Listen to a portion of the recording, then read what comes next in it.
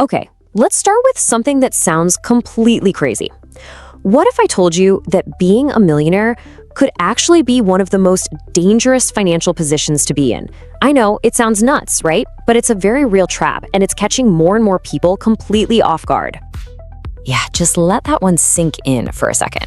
In just a couple of years, you could have a net worth of $5 million and still be on the brink of bankruptcy. How is that even possible? I mean, $5 million, that's supposed to be I've made it money, the ultimate security. But the hard truth is, for a lot of folks, that big flashy net worth, it's just an illusion.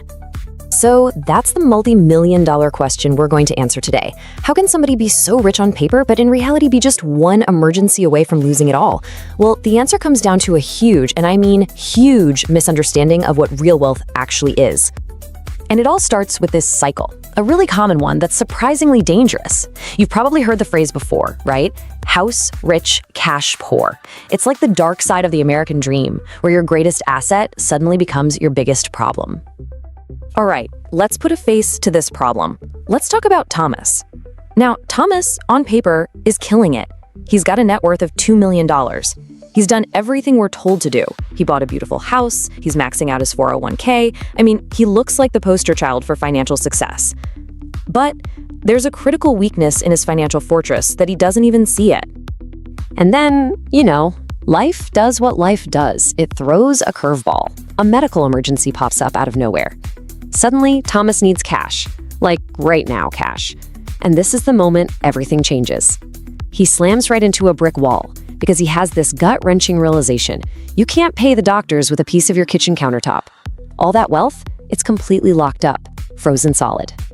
And that, my friends, is the classic definition of being house poor. It's that moment your biggest asset actually becomes your biggest liability. It's just sucking up all your cash just to keep it afloat. You own something incredibly valuable, but you have no money to actually live your life. There's a name for this. We call it the illiquidity wall. And it's that scary, scary gap between the number on your spreadsheet and the actual cash you can use when you're in a jam. And let me tell you, hitting that wall is painful. It means you're forced to do things you'd never want to do, like rack up credit card debt at 25% interest, or even worse, sell your best long-term investments at the absolute worst time just to survive.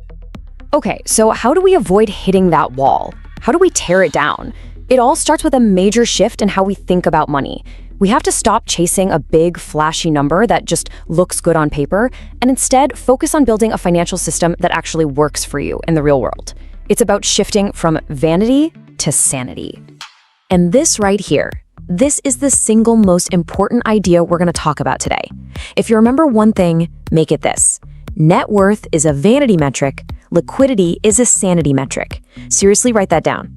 Your net worth, that's for bragging to your friends. Your liquidity, that's what lets you sleep peacefully at night. One's about your ego, the other is about your survival. Let's just break that down real quick. Net worth is all about the question, how much? It's a snapshot in time. But liquidity, that asks a much smarter question, how soon? How soon can I actually get my hands on that money? It's like the difference between owning a priceless painting locked in a museum and having a couple $100 in your wallet. One looks impressive, the other actually buys you lunch. And here's a super important point. Liquidity isn't just about speed. It's about speed without taking a massive hit on the value. I mean, sure, you could probably sell your house in 24 hours if you're willing to sell it for half of what it's worth, but that's not liquidity. That's a panic-driven fire sale. Real liquidity means you can get to your cash quickly and get what it's actually worth. All right, so we've laid out the problem, we've talked about the big mindset shift we need to make. Now for the fun part, this solution. We're gonna call it the Liquidity Ladder. It's a simple framework for building a financial life that's not just big, but strong, resilient, and most importantly, actually useful to you. I absolutely love this analogy. Think about it. So many of us build our financial plans like a freight train. It's super powerful, chugging along on a single track. But what happens when there's a problem on that track? It's completely stuck. The goal isn't to be a train. The goal is to be a sailboat, able to adjust your sails, catch the wind, and navigate whatever comes your way, good or bad. So how do we build this financial sailboat? It starts by throwing out the idea of having just one giant pile of money. That's old thinking. Instead, smart investors build a system of buckets. And the idea is simple. Every single dollar you have gets a specific job. You heard me? A job description. Some of your money's job is to be ready for today. Some of it is for next year. And some of it is for way, way down the road. Okay, so here are the 4 main buckets you need in your system. Bucket number 1 is liquidity. This is your right now money. Think emergency fund, cash, stuff you can get to in a heartbeat. Bucket 2 is predictable income. This is the foundation, the money that reliably comes in and pays the bills. Bucket 3 is your long-term growth. This is the engine, the part of your portfolio that's working to build serious wealth for the future. And finally, bucket number 4, a personal favorite, asymmetric bets. These are your small, smart risks, the ones that probably won't work, but if they do, the payoff is huge. So here's just an example of what that might look like, but hey, please do not get obsessed with these exact numbers. Your situation is unique, so your percentages will be different. The big idea here, the logic that applies to everyone, is just creating these separate pools of money so you know exactly what each one is for. Now, let's zoom in on that first bucket, the liquidity bucket, because honestly, it's the most important one and it's the one people get wrong all the time. The purpose of this money is not to make you rich. It's not supposed to get a high return. Its job is to do something way more valuable. It's there to buy you 3 incredible things: options, patience, and peace of mind. That's a return you can't measure on a spreadsheet. So what kind of number are we looking at here? Well, a good rule of thumb is to aim for somewhere between 10 and 20% of your total portfolio. That's your moat. That's your financial fortress. And this brings us to a really powerful rule. You have to earn the right to be illiquid. Think about that. Investing in things you can't sell tomorrow, like a rental property or a startup, that's not something you just do. It's a privilege. And you only earn that privilege after you've fully funded that first bucket, your liquidity. And when you start to structure your finances this way, the payoff, wow, it's huge. You stop worrying about just the appearance of being wealthy, and you start to feel what it's actually like to be financially secure. It's a feeling you can't put a price tag on. So what does this liquidity-first mindset really give you at the end of the day? Well, for starters, way less stress. It gives you what investors call optionality, the freedom to jump on great opportunities instead of just constantly reacting to problems. And maybe most importantly, it protects you from ever having to be a forced seller. And that's where people lose fortunes. This approach is the bedrock of real unshakable security. So ultimately, this whole approach just flips the main question on its head. Most people are always asking, what's the best investment? Where can I get the highest return? A much smarter question is, what problem is this money trying to solve for me? Is this dollar's job to keep me safe? Is it to provide income? Is it for long-term growth? When you give every dollar a job, the whole game changes. So I want to leave you with this thought. Take a hard, honest look at your own finances. Look at your own liquidity ladder. Are all the rungs there? Are they strong? Or is there a missing rung? A dangerous gap just waiting for a bad day? Answering that question honestly, that is the real first step toward building the kind of wealth that actually matters. Wow, that was something, right? But don't go anywhere, there's more coming, and it's gonna make you think in a whole new way. Quick reminder, if you like learning cool stuff without the fluff, subscribe now. You won't regret it. Let me ask you something. Do you know how much of your income you spend on what ifs? We're talking car insurance, health insurance, home insurance, all that money that just leaves your account every single month? Well, what if I told you there's a completely different way to think about all of it? Now, I know this sounds like something out of a sci-fi movie, but this one idea is triggering a massive shift in how the wealthiest people and the biggest companies handle their money. They're ditching the old way of just paying premiums. They're taking control. They are literally owning their own risk. Yeah, I know what you're thinking. Own my insurance? What does that even mean? It sounds incredibly complicated, but I promise you, the idea at its heart is actually pretty simple. It's all about turning one of your biggest monthly expenses into a powerful financial asset that you, and only you, control. So let's dive in and unpack exactly how they're pulling it off. Okay, first things first. Before we can build the new way, we have to understand why the old way is so broken. We need to talk about a fundamental problem, a massive hole in most people's financial boat that I call the premium leak. I mean, just think about how weird insurance is for a second. Every month, you send your hard-earned money to a company to pay for something you desperately hope never, ever happens. It's a payment for peace of mind, for sure, but it's also a guaranteed constant drain of your wealth, month after month, year after year. Let's put some real numbers to this because this is where it gets wild. You pay your premium, let's say it's $500. The insurance company takes your $500 and what do they do with it? They invest it. And they're really good at it, earning a nice 8% or so. Now, if you have a good year, you don't crash your car, who gets to keep that profit? They do, all of it. Think about that. You are financially rewarded for being reckless, and you lose money by being safe. You've made a bet against yourself, and by winning in life, you lose the bet. It's completely backward. So this completely backward system, well, the world's biggest and smartest companies figured this out decades ago. They looked at this financial mismatch and said, absolutely not, we're not playing this game anymore, and they decided to flip the entire model on its head. Take a look at this number, 90%. Just let that sink in for a second.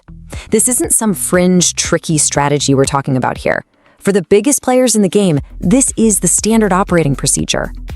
That's right, over 90% of Fortune 1000 companies own their very own private insurance company. It's a strategy called captive insurance, and it is, without a doubt, one of the most powerful tools they have for managing risk and, you guessed it, building massive wealth.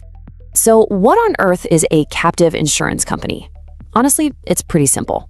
Instead of a company like Microsoft writing a giant check to a third-party insurer, they created their own licensed, regulated insurance company. They pay the premiums to themselves. The money never actually leaves the Microsoft ecosystem. It just moves from their left pocket to their right pocket.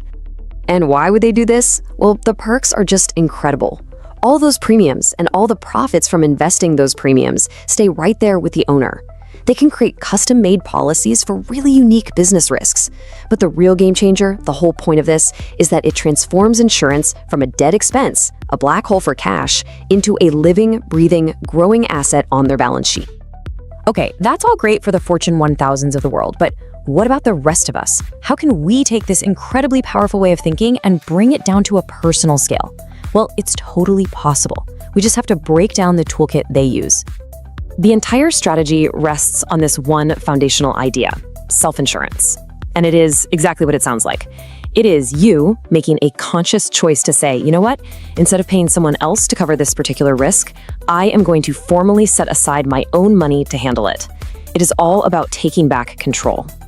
Now, the main tool you'll use has a kind of fancy name, self-insured retention, or SIR. But don't let the jargon scare you off. All it is your maximum deductible. It's you drawing a line in the sand and saying, for any one event, this is the absolute maximum amount I'm willing and able to pay out of pocket. It's like a deductible, but a deductible that you intentionally fund and control. But what about the true disasters? The house fire, the devastating medical emergency, the stuff of nightmares. You don't self-insure for that. No way. That is where excess insurance comes in. You buy a much, much cheaper policy that only kicks in to cover claims that are above your self-insured retention limit. It's your safety net for the big, scary, unpredictable stuff. So let's just put the two approaches side by side. On the left, you have the old way. Your premium payment is a sunk cost. It's gone forever. Your money leaves your vault and you get no return on it. You're basically betting against yourself. On the right, the new way. The funds you set aside are your personal asset. The capital stays in your world where it can be invested and can grow. You keep the profits. You are finally betting on your own good record. So this all brings us to the actual practical strategy. How do you make the pivot from just paying premiums to actually building a portfolio with that same exact money? Well, it all comes down to applying a simple but incredibly powerful rule. It's the 80-20 risk rule. And here's how it works. You handle the small, frequent, annoying stuff yourself. The fender benders, the lost luggage, the minor property damage. These are the claims that are predictable and frankly where insurance companies make most of their profit. You then pay an outside company only for the truly massive, life-altering disasters that are super unlikely to ever happen. So here is the 3-step recipe for what I call the premium to portfolio pivot. Step 1, calculate your maximum deductible. What's the amount you could comfortably pay tomorrow without breaking a sweat? That is your self-insured retention. Step 2, go shop for a catastrophic insurance policy that only covers losses above that amount. It'll be way, way cheaper. And then step 3, This is the magic. You take all the money you're saving on premiums and you invest it into your own dedicated fund, your risk vault. And here's the beautiful part. This risk vault isn't just money sitting there. It becomes a financial shield. It grows. It compounds. Every single month that you pay into it and every single year that goes by without a big claim, that shield gets thicker and stronger. It's your money working for you to protect you. All right, now before we get too carried away and everyone runs off to cancel their insurance, I have to be very, very clear about something. This is a sophisticated strategy. And when you start operating like you're an insurance company, you attract the same kind of attention as an insurance company. And guess who pays the closest attention? You got it, the IRS. They look at these structures very, very closely, especially the smaller versions. They want to make absolutely sure that these are legitimate risk management tools and not just some cleverly disguised tax dodge.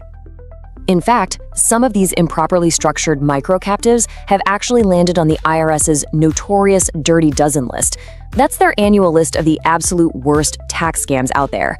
So this is not something you just casually set up on a weekend. It has to be done completely by the book. So, what makes it legitimate in the eyes of the IRS? Well, it really boils down to a few core ideas. It has to look and feel like a real insurance arrangement. It needs to have a real business purpose beyond just saving on taxes. And the premiums you pay into it can't just be pulled out of thin air. They have to be calculated by professional actuaries to make sure they're fair and reasonable. So we come all the way back to this question.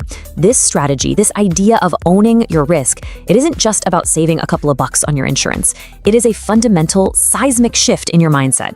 You go from being a passive customer paying a bill to an active owner of your financial well-being. It is about turning a perpetual expense into a powerful personal asset. And that, my friends, might just be one of the biggest financial shifts you can possibly make. Wow, that was something, right? But don't go anywhere, there's more coming, and it's going to make you think in a whole new way. Quick reminder, if you like learning cool stuff without the fluff, subscribe now. You won't regret it.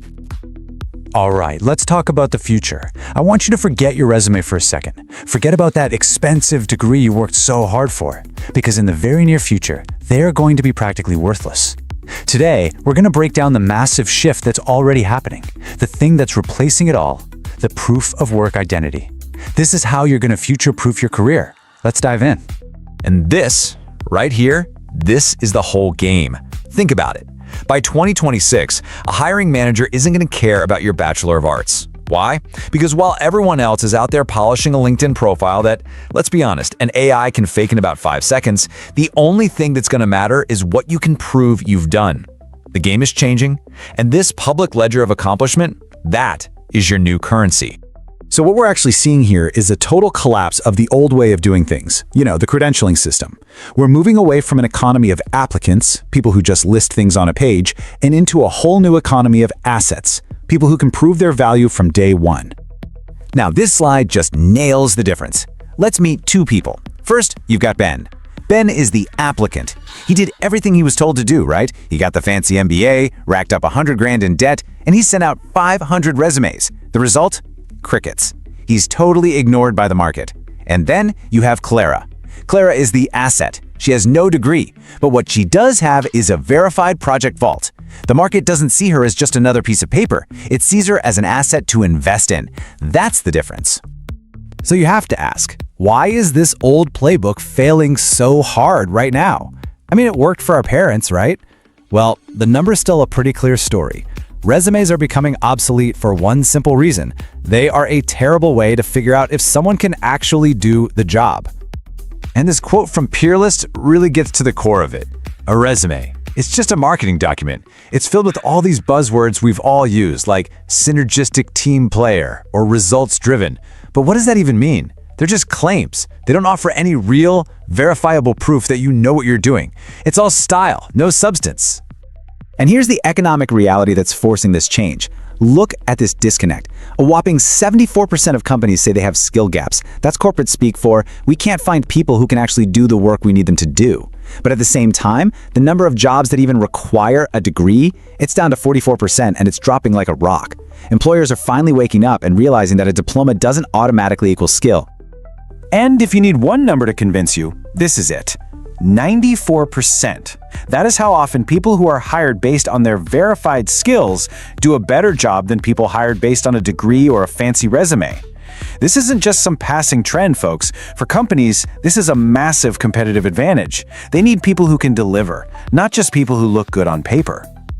Okay, so if resumes are dying and degrees mean less and less, what's going to replace them? This is where it gets exciting. This is where the proof of work identity comes in. I want you to start thinking of this as your new professional currency. Let's break down what that really means for you.